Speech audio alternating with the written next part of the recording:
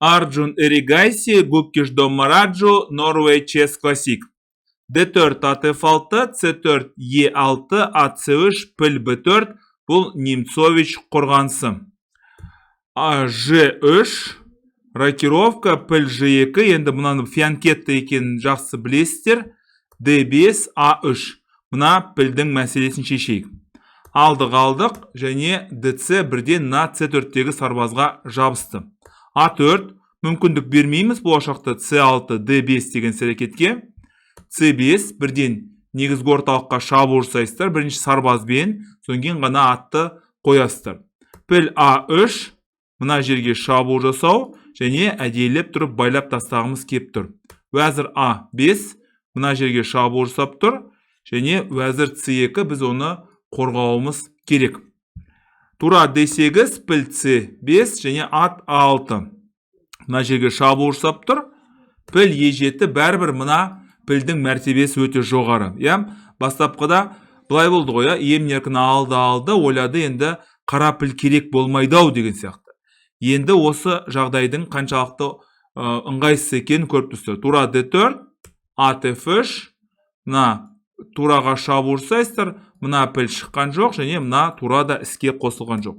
Тура D7, піл F6, өрт сөндіргіш, қорғаушы деген аттың көзін жойдық, алдық, және ат D2 бірден мына C4-тегі сарбазға шабуыл жасау. Уәзір C7, мүмкіндік бар болса қорғау, A5, B5 деген әрекетті болдырмаудың амалы, өйткені мынау байлау әдісі, ол бір. Екіншіден, мына сарбаздар жалпы көмектесе алмау керек мына сарбазға. Тура B8 рокировка, және B5. Өткелде алу ережесі, алдық, және ат негізгі орталыққа келді, және мына F6-дағы сарбазға шабуыл жасады.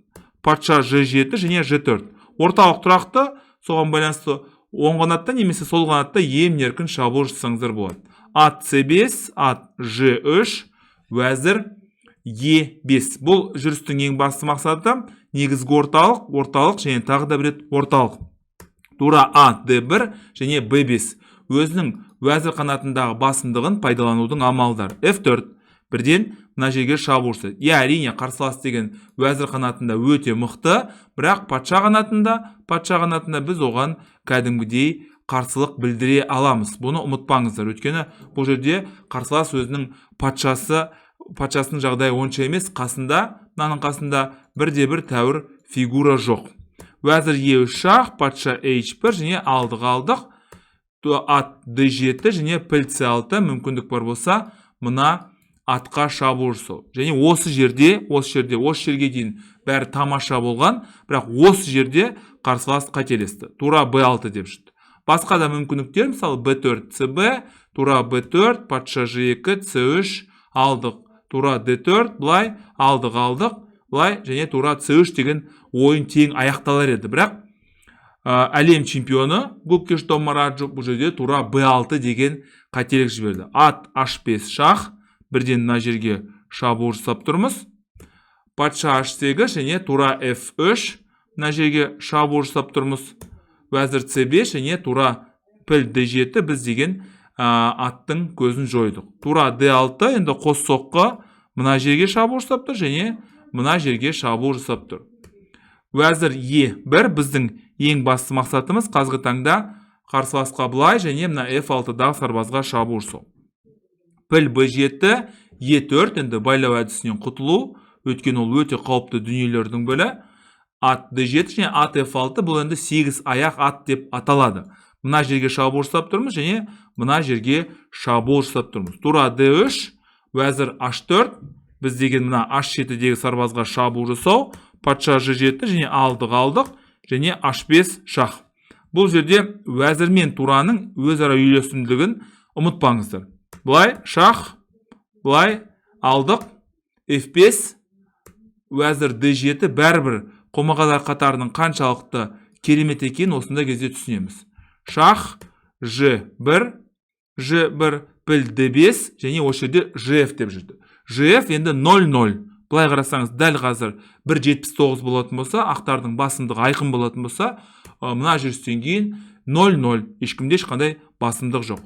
Шах, F1, шах, G2 шах алдық.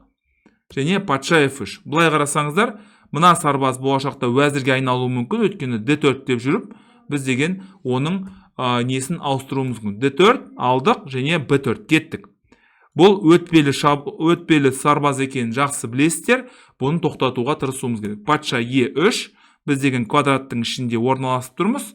Патша F7, ат G3, патша E7, патша D2 және екінші өрескел қате патша D6. Осыдан кейін әрине жағдай өте қиындап кетті. Шах, былай, патша E3, B3 және осы жерде де мысалы Арджун қателесті F6 деп жүрді, қайттан 0-0-16 оқ қалды. Патша E6, F5 шах, патша D7, былай B2 және шах, патша C2, мына сарбазды тоқтатудың амалы. Патша F7 алдық, және піл F1, осы жерде енді ең соңғы қателік, 3 рет қателесті. Кім Гуккеш Доммараджу бірінші рет тура B6 деп жүрген кезде қателесті, екінші рет бұл деген ат патша D6 деген кезде қателесті, және ең соңғы жүрісі ол деген піл F1, енді 3 рет қателессең, бұл енді жағдай өте қиын болады. Ат E4, піл G2, ат G3 алдық, және H4 мына жақтан кіруге мүмкіндік бермейміз, мына жақтан кіріп кетуге. Піл D5, патша C3, патша E7, патша D3, былай, және ат E4, осымен ойын аяқталды. 3 мәрте Гуккеш Доммараджу қателесті, 3 рет қателессең, әрине жағдайын қиын болатыны белгілі.